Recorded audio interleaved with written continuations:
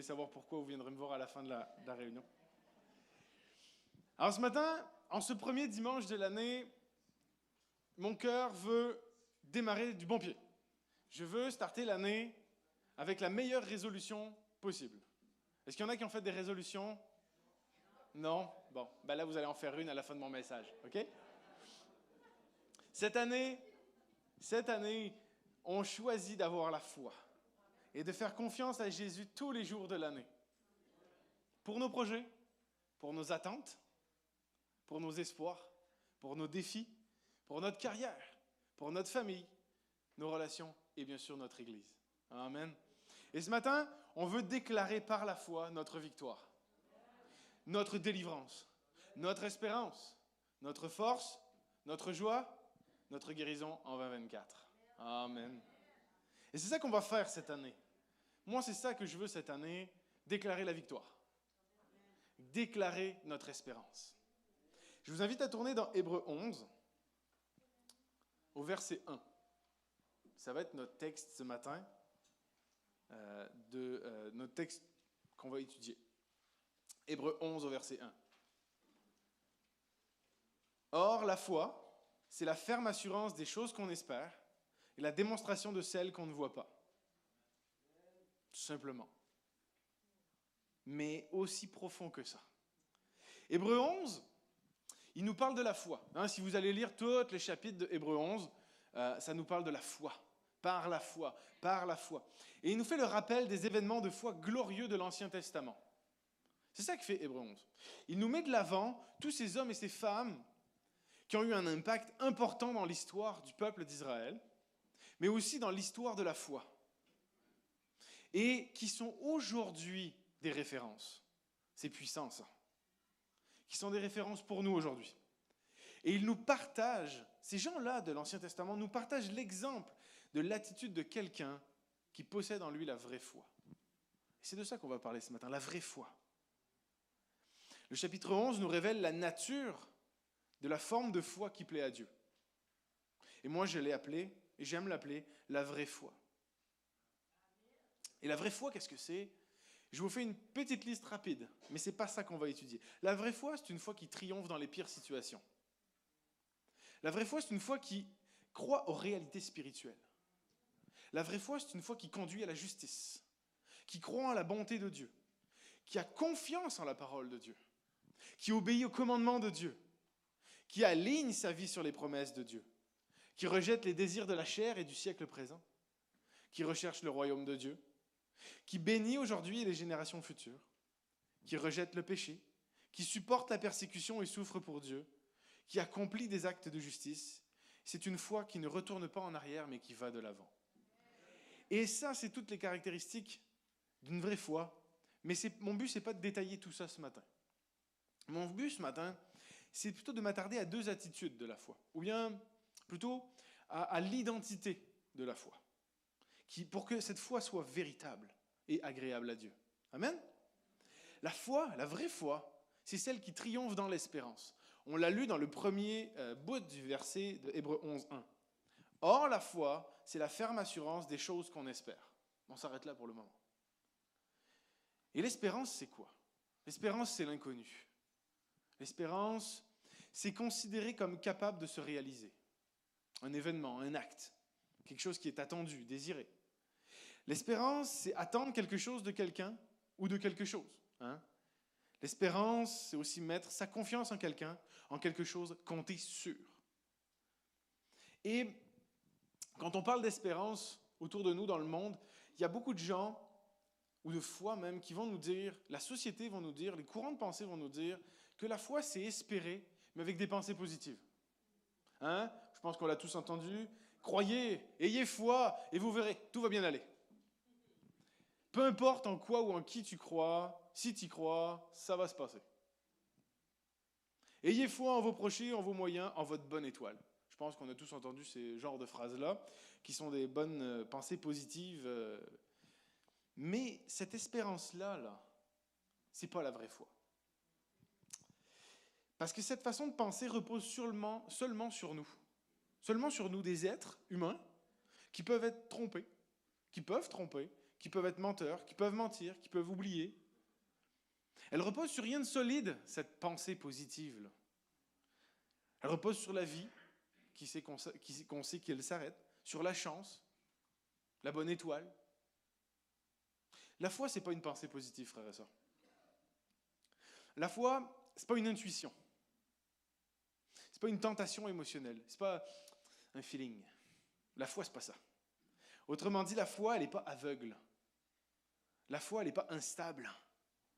Et j'ai fait pas mal de recherches pour mon message, vous allez voir, j'ai plusieurs commentaires, plusieurs belles choses. Et il y a une phrase en particulier, pour ceux qui prennent des notes, notez-la, celle-là. La foi est une réponse à la parole de Dieu. Voilà. La foi est une réponse à la parole de Dieu. Voilà ce que c'est la vraie foi. Ce n'est pas une pensée positive. La vraie foi, c'est une réponse à ce que Dieu te parle et ce que Dieu te dit. Et la vraie foi, elle fait entièrement confiance à Dieu, en tout temps et en toutes circonstances. La vraie foi, elle est basée sur la parole de Dieu, pas sur ce que tu ressens. La vraie foi, elle reconnaît que la Bible est la parole de Dieu et que cette parole se réalise, qu'elle va se réaliser et même qu'elle est déjà réalisée. La vraie foi, c'est une conviction solide et réelle dans les promesses de Dieu.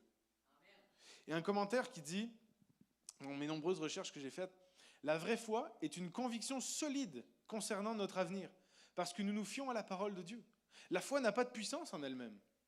Sa puissance vient de l'Esprit de Dieu qui produit la foi dans nos cœurs et qui nous rend capables de saisir la promesse de Dieu. Et cette conviction, c'est cette conviction qui va nous permettre à nous, les enfants de Dieu, et à celui qui croit d'être assuré de pouvoir avancer avec ce que Dieu met et ce que Dieu dit dans sa parole. Amen. On va les prendre deux exemples extrêmement connus de la foi dans l'Ancien Testament. Genèse 12, versets 1 à 3. Je pense que tout le monde connaît un petit peu ce passage-là. On l'utilise pour beaucoup de choses. Genèse 12, versets 1 à 3. L'Éternel dit à Abraham, « Quitte ton pays, ta patrie et ta famille, et va dans le pays que je te montrerai. Je ferai de toi une grande nation, je te bénirai, je rendrai ton nom grand, et tu seras une source de bénédiction. Je bénirai ceux qui te béniront, et je maudirai ceux qui te maudiront. Et toutes les familles de la terre seront bénies en toi. » Verset 4. Abraham partit conformément à la parole de Dieu. À la parole de Dieu, et Lot partit avec lui. Abraham était alors âgé de 75 ans lorsqu'il quitta Charan. Abraham partit conformément à la parole de Dieu. Ça, souligne-le dans votre Bible. Ben, pas sur votre téléphone parce que ça va laisser une trace, mais dans votre Bible. Abraham partit conformément à la parole de Dieu. Et c'est cette foi qui permet à Abraham de partir sans confronter Dieu. Parce qu'il croyait fermement dans la parole de Dieu. Parce qu'il croyait, il avait confiance en la parole de Dieu. Et que la parole de Dieu se réalise. Il avait confiance que Dieu lui avait déjà préparé un meilleur pays et une meilleure patrie. Vous savez, les gens nous disent « Crois-moi sur parole ». Non. Non. Par contre, Dieu, quand il te dit « Crois-moi sur parole », crois-le sur parole. C'est ce qu'Abraham il a fait. Il partit conformément à la parole de l'Éternel. Donc, crois-moi sur parole, Abraham, j'ai quelque chose de mieux pour toi. Il y a quelque chose de déjà prêt pour toi. Pas qui va se préparer. Non, c'est prêt. Lol. Et ça, c'est Abraham. Il est parti sur la parole de Dieu parce qu'il avait confiance. Est-ce que ça a été facile? Je ne crois pas. Je ne crois pas. Pour personne, c'est facile de faire ce qu'Abraham a fait. Est-ce qu'il s'est posé des questions? Je pense bien. C'est un être humain, comme nous, se pose des questions. Est-ce qu'il a cru? Oui. Il a cru en la parole de Dieu. Que Dieu avait une promesse. Il a cru que Dieu avait un meilleur pays, un meilleur avenir, une victoire. Abraham a agi en ne connaissant pas comment ça allait se passer, mais en étant attaché à l'espérance qu'un jour, il serait, lui et sa famille, dans un meilleur pays. Qu'un jour, la promesse de Dieu allait se réaliser. Et Abraham avait confiance en Dieu, confiance en cette parole et en ses promesses. Puis il savait qu'il n'avait rien à craindre. C'est ça qui est beau. Et ça lui suffisait pour aller de l'avant. Dieu n'a pas eu besoin de faire des miracles extraordinaires pour convaincre Abraham de partir. Sur sa parole, il est parti. Parce que Abraham avait confiance. Il savait qu'il n'avait pas à craindre et ça lui suffisait. Est-ce qu'Abraham a vu toute la promesse se réaliser? Non. parce qu'il est le père d'une multitude, puis il n'est plus là, puis on est encore la multitude, qu'il n'a pas tout vu se réaliser. Mais ça ne l'a pas découragé de se lever, par exemple. Pas parce qu'il n'a pas vu la fin, ou qu'il n'a pas tout vu, qu'il s'est découragé. Ça ne l'a pas découragé de se lever. Ça ne l'a pas découragé d'agir et de partir et de garder la foi.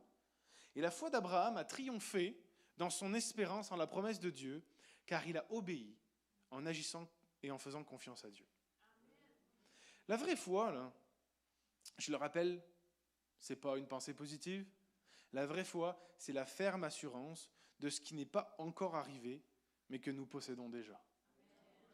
C'est l'assurance que ce que Dieu dit va se réaliser.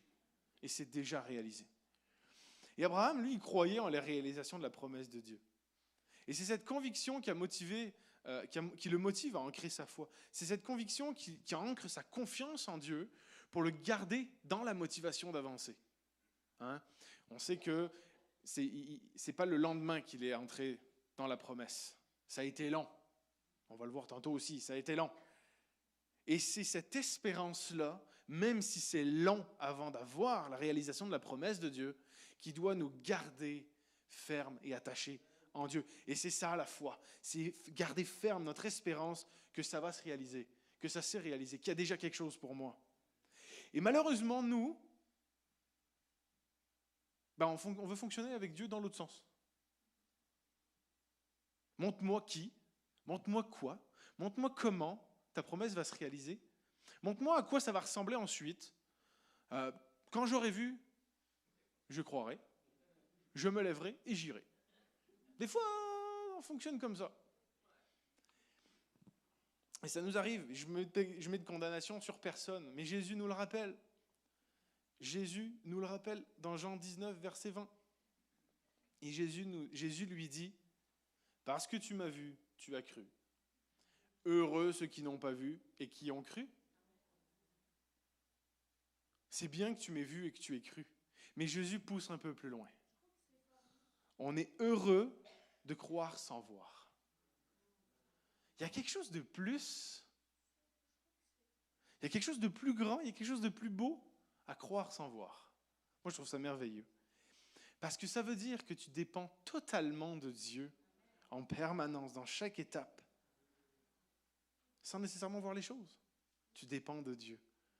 Et là, quand tu as la promesse, quelle joie et quel bonheur de voir cette promesse se réaliser parce que tu as été heureux de croire sans voir.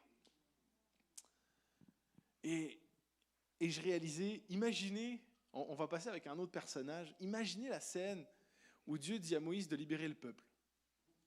On se met en scène, Dieu sur la montagne avec Moïse, il parle, proche du buisson, puis là Dieu dit, je veux que tu guides le peuple, tu le sortes d'Égypte, puis que tu l'emmènes en terre promise.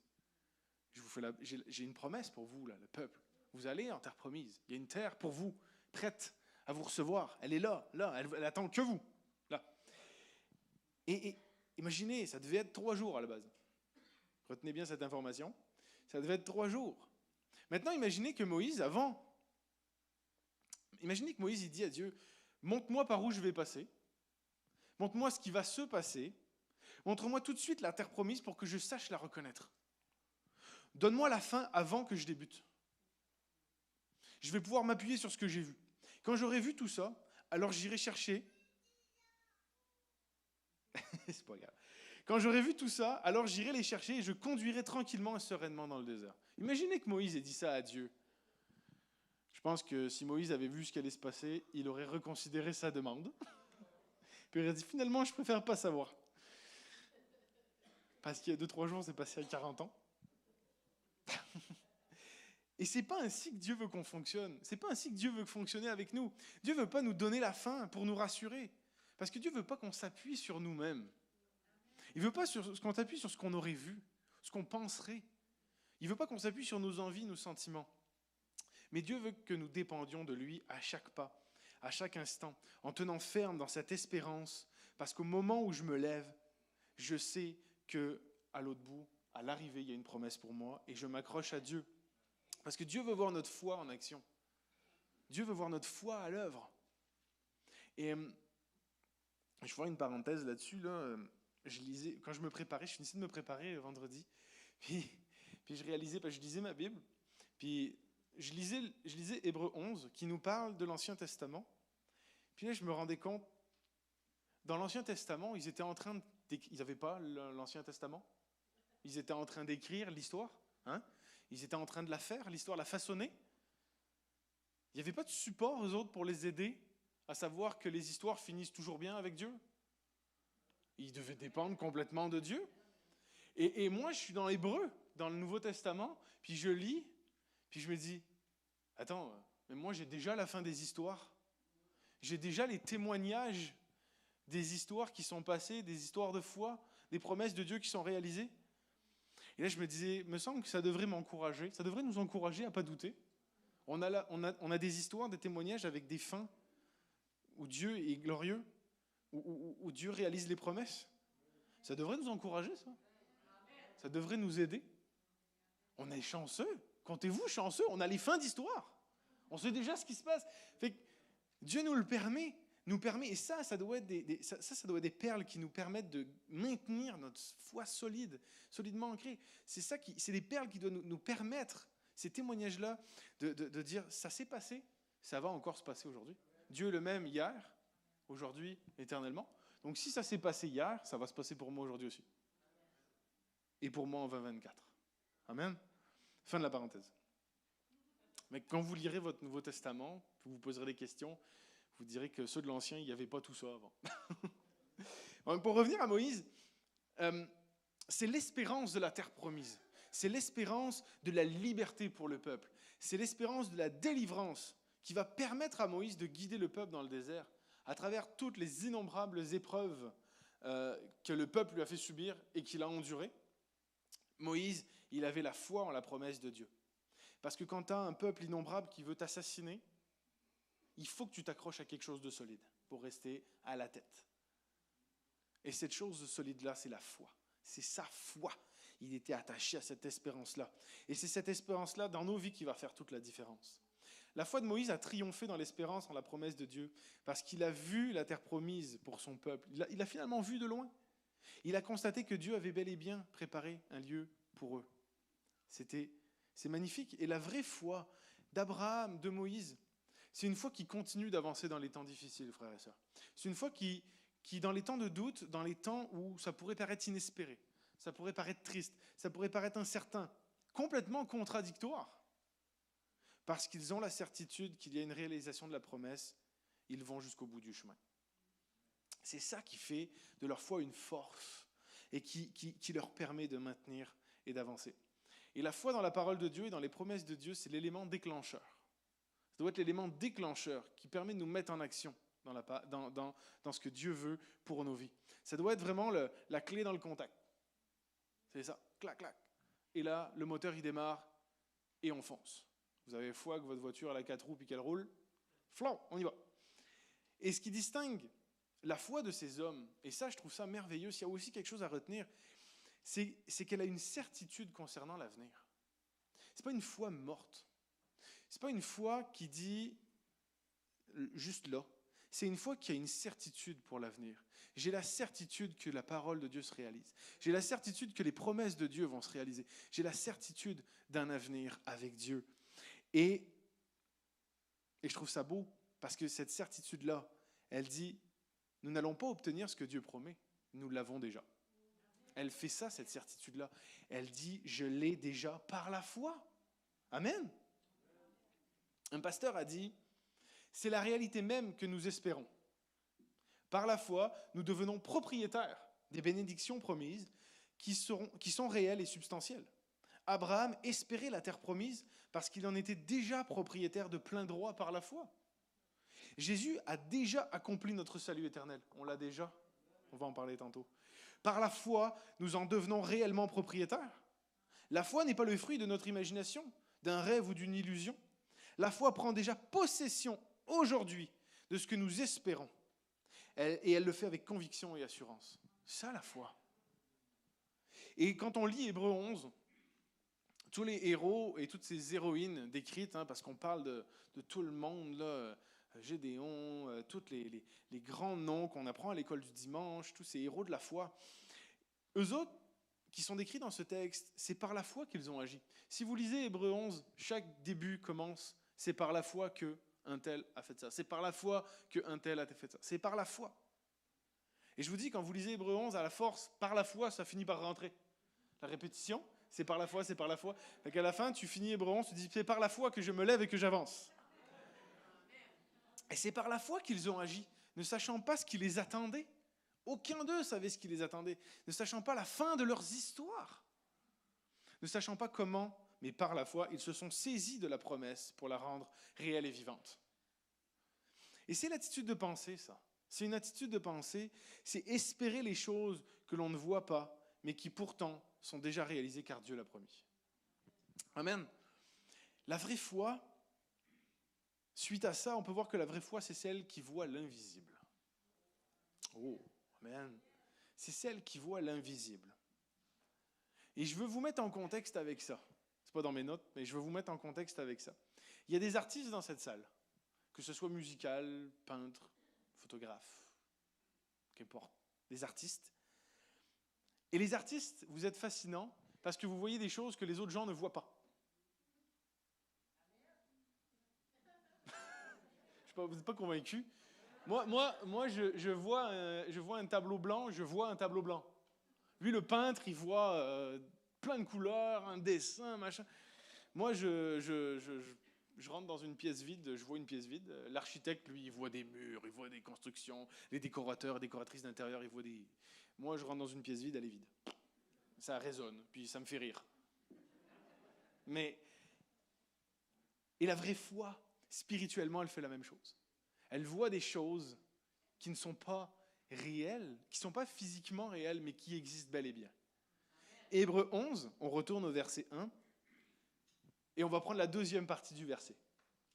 Or, la foi, 3 petits points, c'est la démonstration de ces choses, de celles qu'on ne voit pas, de ces choses-là qu'on ne voit pas, de ces choses invisibles.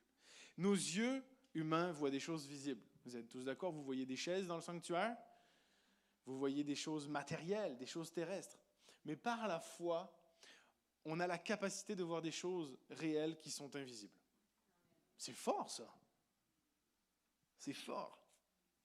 La foi, c'est la preuve des choses que l'on ne voit pas avec nos yeux humains. Et il est temps, frères et sœurs, de mettre nos lunettes de la foi afin de corriger notre vision et d'élargir notre vision terrestre et matérielle pour voir ces choses invisibles, mais bel et bien réelles que Dieu fait à tous les jours. Des choses que Dieu prévoit pour nous et bien sûr de voir sa main puissante dans nos vies. Hébreux 11, verset 27, encore avec Moïse, j'aime beaucoup ce verset-là, qui nous dit « C'est par la foi qu'il a quitté l'Égypte, sans craindre la colère du roi, car il s'est montré déterminé comme s'il voyait celui qui est invisible. » On sait que Moïse parlait avec Dieu comme la personne la plus proche là, avec Dieu. Et Moïse était capable de voir la main de Dieu par la foi, avec les yeux de la foi. Moïse était capable et a pu voir Dieu agir dans le désert. Il a pu voir le voir agir avec le peuple. Moïse a pu voir que Dieu était avec eux. Et c'est ça qui l'a encouragé à persévérer, à espérer. Mais il n'a pas vu avec ses propres yeux. Il l'a vu par la foi. Une citation que j'ai trouvée qui dit « Nous recueillons que la vraie nature de la foi est d'avoir toujours Dieu devant les yeux. Secondement, que la foi regarde des choses plus hautes et cachées en Dieu que celles que nos sens peuvent appréhender. » Je vais la relire, celle-là elle est trop belle. Nous recueillons que la vraie nature de la foi est d'avoir toujours Dieu devant les yeux. Secondement, que la foi regarde des choses plus hautes et cachées en Dieu que celles que nos sens peuvent appréhender. Moi, je trouve ça magnifique. Autrement dit, les yeux de la foi voient au-delà. Voient au-delà des choses matérielles. Voient au-delà des choses physiques. Ils voient Dieu. Ils voient les promesses. Ils voient les victoires, les réalisations. Ils voient les guérisons. Ils voient les choses qui sont bien réelles, mais qui sont invisibles. Hébreux 11, verset 30. Un autre monsieur qu'on connaît bien. C'est par la foi que les murailles de Jéricho sont tombées après que le peuple en avait fait le tour pendant 7 jours. Et pourquoi je mets ça à ce moment-ci? Je trouve ça particulier, parce que le peuple, la première fois qu'ils se sont levés pour le faire le tour de muraille, ils voyaient déjà les murailles tomber. Ils voyaient déjà la victoire. Parce qu'il en faut sacrément de la foi et de la confiance en Dieu pour se lever, faire de la trompette autour d'une ville fortifiée en espérant que les murailles tombent. Il en faut de la foi. Mais eux, et Josué avait cette vision-là de l'invisible, au-delà des choses physiques et matérielles, que la victoire, elle était de l'autre côté des murailles. Mais la victoire, il l'avait déjà vue. Donc la muraille n'était plus un obstacle. La muraille était juste une épreuve. C'était juste une chose que Dieu leur demandait de faire. Et ça prend une grande dose de foi et d'assurance en Dieu pour réaliser ce qu'ils ont réalisé, les Israélites, à ce moment-là. Et Dieu a dit qu'il donnerait la victoire au peuple. Alors ils auront la victoire. Et c'est ce que Josué avait compris. Dieu m'a dit que j'aurais la victoire. Alors j'aurai la victoire. Pas plus compliqué que ça. Et ça, Josué l'avait compris par la foi, parce qu'il voyait l'invisible. Il faut faire confiance et avoir la foi, voir les victoires invisibles mais bien réelles. Et par la foi, nous voyons et nous avons la preuve des choses invisibles qui sont bien réelles, qui sont belles et bien réelles, car elles sont les œuvres de la main de Dieu. Même si nous sommes limités, Dieu n'est pas limité dans l'espace et dans le temps. Donc Dieu a déjà accompli des choses dans nos vies. Dieu a déjà accompli des choses. Nous, on doit croire que ces choses-là sont déjà bien belles et bien réelles, parce qu'elles sont les œuvres de la main de Dieu. Et c'est par la foi, que nous sommes capables de voir Dieu présent avec nous dans nos épreuves. La foi nous permet de voir sa main en action dans nos vies. Parce que, je disais dans mes recherches, je trouvais ça beau, l'Esprit de Dieu nous montre des choses cachées. C'est vrai, inaccessibles à nos sens. Le monde est plongé dans l'obscurité, et pourtant, par la foi, écoutez ça c'est trop bon, nous voyons la lumière du royaume de Dieu. Pourtant, son royaume est spirituel. Il a déjà commencé. Il avance. Il fait des conquêtes partout dans le monde. Personne n'est capable de voir son royaume à moins d'avoir la foi en Jésus-Christ. En Jésus, nous voyons la beauté du royaume de Dieu. Oui, la foi est puissante. Elle nous permet de saisir ce que nous espérons. Elle nous permet de voir ce qui est invisible. C'est magnifique. Et quand on réalise ça, ça nous donne encore de la motivation pour espérer en ce royaume. Parce que notre plus belle espérance, elle est là. Et la vraie foi, frères et sœurs, c'est celle qui est en Jésus-Christ. Simplement. La foi exprimée par ces héros dans Hébreux, elle est la même qu'aujourd'hui. Vous êtes d'accord? La foi, cette foi-là qu'on nous décrit, n'a pas changé. Elle est la même dans l'ancien temps que maintenant. C'est la même foi. Elle ne changera pas. Et cette foi-là est accessible à travers Jésus et le Saint-Esprit. Mais alors pour nous aujourd'hui, quelle espérance? Quelle espérance pour nous aujourd'hui? Tantôt les questions, mon Sam.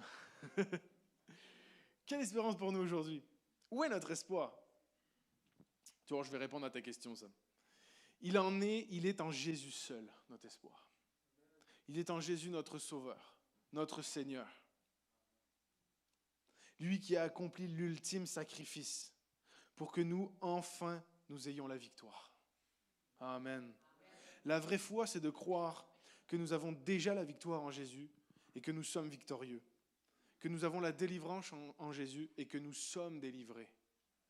La vraie foi, c'est de croire que Dieu a quelque chose de mieux pour moi. Une terre promise, qu'il m'a déjà préparée. Un meilleur pays, qu'il a déjà tout placé. C'est de croire que Jésus est ce qu'il y a de mieux pour moi. Elle est là, notre espérance aujourd'hui. La vraie foi, frères et sœurs, elle proclame la victoire avant même le combat. La vraie foi, elle proclame la délivrance en pleine captivité. La vraie foi, elle proclame la guérison en pleine maladie. La vraie foi, elle proclame la paix en pleine tourmente. Car nous avons cette espérance en Dieu qu'il a déjà tout accompli, que nous avons déjà notre guérison, notre victoire et notre paix. elle est déjà acquise. Elle est là. À nous de la proclamer, à nous d'aller la chercher, à nous de nous lever tel un Abraham qui se lève pour aller chercher sa terre promise, à nous d'aller chercher notre victoire promise, notre délivrance promise, notre espérance promise, notre paix promise. La vraie foi, elle triomphe de tout. Amen. La vraie foi, elle triomphe de tout, car la foi, elle repose sur la parole de Dieu. La parole vivante qui est, plus fort que ça, la parole de Dieu qui est, yes, c'est ça, c'est bon. Et au-delà de toutes les victoires terrestres, frères et sœurs, la promesse terrestre, au-delà de tout ça, il y a une promesse qui est plus grande que toutes. Il y en a une plus grande que toutes. Il y en a une plus grande que toutes. Une promesse qui est le point central de la Bible, qui est le point central des héros de la foi, des patriarches et de nos vies. Hébreux 11, versets 13 à 16. C'est dans la foi qu'ils sont tous morts, sans avoir reçu les biens promis, mais ils les ont vus et salués de loin. Et ils ont reconnu qu'ils étaient étrangers et voyageurs sur la terre. Ceux qui parlent ainsi montrent qu'ils cherchent une patrie. S'ils avaient eu la nostalgie de celle qu'ils avaient quittée, ils auraient eu le temps d'y retourner. Mais en réalité, ils désirent une meilleure patrie, c'est-à-dire une patrie céleste. C'est pourquoi Dieu n'a pas honte d'être appelé leur Dieu, car il leur a préparé une cité. Amen. Notre plus belle et plus grande espérance maintenant, c'est la nouvelle terre promise qui nous attend. C'est le royaume céleste de Dieu. Et les héros de l'Ancien Testament sont morts avec cette assurance que Dieu avait quelque chose de meilleur en réserve pour eux. Non pas juste sur cette terre, mais avec lui. Ils espéraient tous en la vie éternelle avec Dieu, dans une grande patrie céleste. Ils fixaient le regard sur le fait qu'ils étaient citoyens de nouveaux cieux, des nouveaux citoyens de nouveaux cieux. Là-dessus qu'ils fixaient le regard. Et moi, quand j'écrivais ça, je m'imaginais Abraham marchant, Moïse marchant, puis disant, Seigneur, il y a une terre qui m'attend. Oui, il y a une terre physique, mais il y a une terre avec toi qui m'attend. Il y a une terre céleste qui m'attend. Et nous aussi, aujourd'hui, quand on marche, en allant chercher les promesses terrestres que Dieu nous a promises, on doit garder nos yeux sur la promesse céleste et éternelle que Dieu nous a faite de nous accueillir avec lui dans son royaume. Et ça devrait nous aider à persévérer dans notre foi, dans notre confiance en Dieu et dans notre amour pour Dieu. Parce que notre plus grande espérance, elle est dans le retour de Jésus, qui reviendra nous chercher pour nous emmener avec lui dans la cité céleste. Elle est là, l'espérance.